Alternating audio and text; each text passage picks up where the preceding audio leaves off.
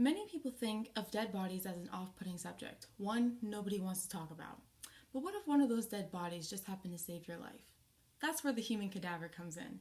Human cadavers have been studied and researched since 3rd century BC and have progressed since then. Now, whether you're getting a heart transplant or you're getting just a little ligament in your knee, they're important for anybody. I have had a close experience with a human cadaver when I was a freshman in high school and I tore my ACL and I thought my career was over for soccer. I was freaking out, but my doctor reassured me that I had many options, including the human cadaver.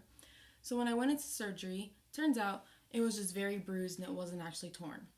So lucky for me, I still have the same ACL I was born with, and for other people, it could help them out in the future. In this speech, you will learn about the history of the cadaver, how it helps people today, and how it could save people in the future and progress even more. The practice of the human cadaver begins in ancient Greece in the 3rd century BC. During this time, it was just the beginning of making medical discoveries until the Middle Ages, when the practice of the human cadavers was disappeared because of religious taboos at the time. It wasn't until the 14th century in Italy where they were allowed to somewhat start practicing again. They had many obstacles to face in order to dissect a deceased body, and once the church and the general public started to forgive this practice, it began very rapidly throughout all the Italian cities. From there, it started a basic way of teaching students of the anatomy of the body so they can understand and learn how the inside of the human body actually works. This also inspired many famous painters because they could use naturalism with their paintings. Eventually, it grew on other parts of the world, and the dissections were open to the public until 1832, when the Anatomy Act of 1832 was passed. This act was to protect the dead bodies and gave a license to doctors, research in anatomy, and medical students. While this was an act in Europe, and the United States followed the same footsteps and passed the Uniform Anatomical Gift Act in 1968. To this day, the laws of the cadavers have made dissection safer, easier to the medical field, and the advancement of learning about the human body. So now that we have a little bit of background knowledge and history on what the human cadaver is, we can now get into what it serves us as people, why we use them in modern day technology, and what exactly they are.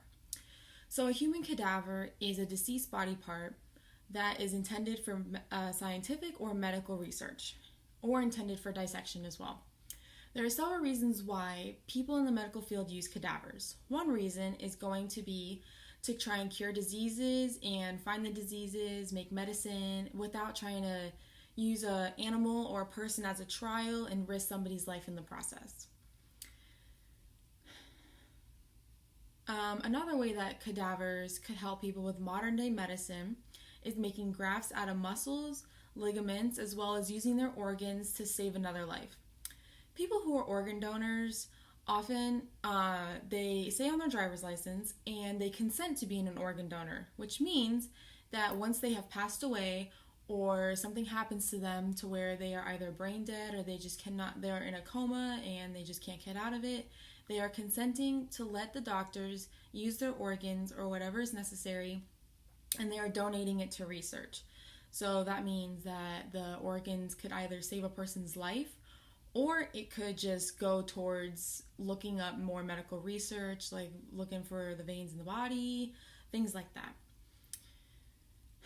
Now, their bodies can also be used for their ligaments, tendons, and muscles. So for example, if somebody tears an ACL, which is a ligament, they can use the human cadaver's ligament or a muscle ligament, the ligament in their knee. They can use that. They can use the hamstrings in the back of the leg, and they can make a graft out of that so that it can be placed into the person that needs the fix and repair them. One problem that seems to be very occurring when it comes to people and human cadavers and the use of them is the fear that the human cadaver or the body part that it's going to be used on will reject your body.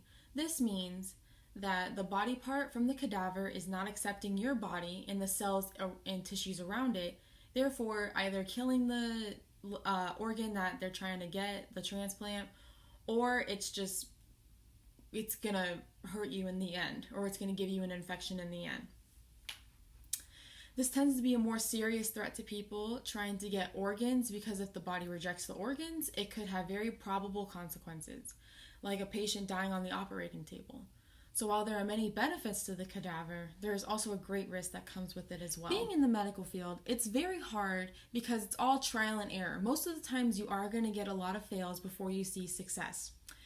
Science is always progressing as the years go on. So with the risk of the cadaver rejecting the body, researchers are finding a way to eliminate that problem so that they can no longer have complications during surgery anymore or a wrongful death. There's also research going into the prevention of the cadaver dying or failing or rejecting, according to PubMed.gov.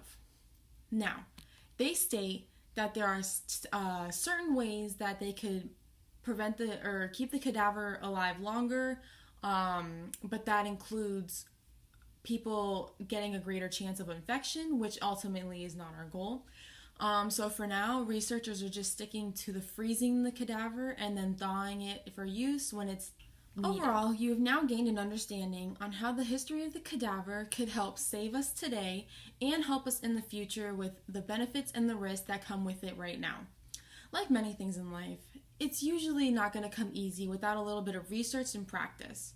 This is precisely what the human cadaver was used for, and now we are not only today just to practice it, but it helps save lives too.